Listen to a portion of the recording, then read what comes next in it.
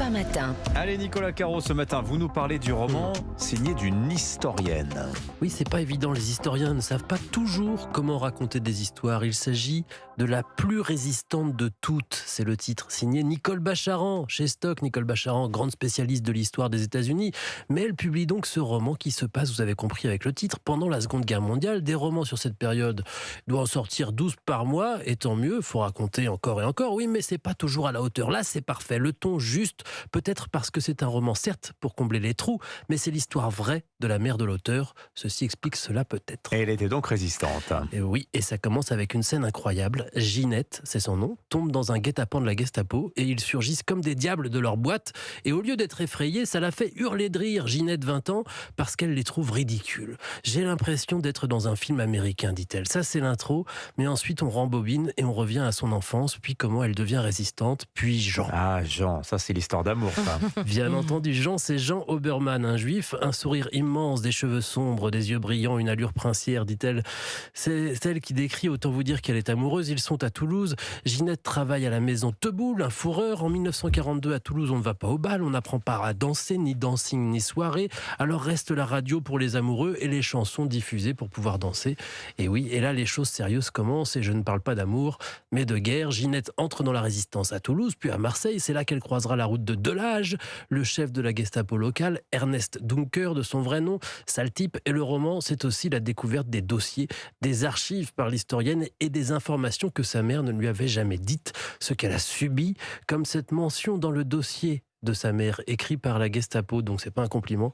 Ginette Guy, la plus résistante de toutes. Waouh, presque un compliment. Ouais. Et ça donne le titre de ce roman vrai, signé de l'historienne Nicole Bacharan. Merci Nicolas Caro, vous avez tout à fait raison. L'histoire se fait moins littéraire aujourd'hui. Et Michel de Gégère le disait dans un très bon livre, La Compagnie des Ombres. Merci beaucoup Nicolas. La série de la semaine, Héloïse au programme aujourd'hui, une série documentaire sur, la plus célèbre course cycliste du monde. On peut le dire, 3328 km, 26 nationalités, 176 coureurs et un seul maillot jaune à la fin. C'est une épopée de 3 semaines qui siffle chaque année le début de notre été. Je vous parle bien sûr du Tour de France qui commence samedi prochain. L'occasion de vous glisser dans les coulisses de cette course cycliste diffusée dans plus de 200 pays avec la série documentaire qui s'intitule Tour de France au cœur du peloton. Vous êtes des soldats, vous êtes des guerriers, vous accrochez le dossard, vous devenez un autre homme. Le Tour de France, c'est très simple. Ça brûle, on est essoufflé. C'est la course la plus dure au monde. La douleur permet de savoir qui on est. Ah oui, on se fait pas de cadeau dans le peloton. Ça c'est bien vrai, Héloïse. Merci Dimitri. Alors les épisodes nous dévoilent l'intimité de 8 des 22 équipes du dernier Tour de France, dont les Jumbo-Visma, vous savez, vainqueurs l'année dernière avec Jonas Vingegaard. Ah mais quelle équipe. Est-ce que je prononce bien Vingegaard? Je crois qu'on Ouais, c'est très bien. Ouais. Votre danois est lumineux. En plus de filmer les coureurs dans leur bus, dans leur chambre d'hôtel, l'équipe de tournage a suivi toutes les étapes pour saisir la pression, la souffrance physique des cyclistes et surtout l'immense émotion lors des victoires. Après 4h46 d'effort, quelle performance du Luxembourgeois après un raid solitaire héroïque. Ah, on a les frissons.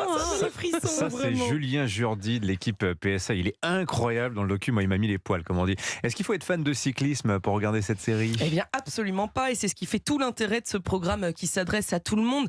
À la manière de la série documentaire Formula One, Drive to Survive, vous vous souvenez peut-être, toutes les étapes, les tactiques, les rouages du Tour de France sont racontés de manière très pédagogique. Les images sont immersives, très impressionnantes. On souffre pour les cyclistes tant on sent leur douleur physique à travers notre écran. Alors même si on connaît le nom du vainqueur du Tour de France 2022, on est happé par le suspense de ces 8 épisodes denses et très rythmés. C'est haletant et vraiment très réussi. Vous confirmez, Dimitri, vous l'avez vu jusqu'au bout? Ah oui, moi je suis pas du tout fan de cyclisme, mais là je me suis vraiment pris au jeu et j'ai hâte que le Tour démarre. Voilà. Au cœur du peloton, donc c'est sur Netflix. Merci beaucoup Héloïse Goua. Merci les amis.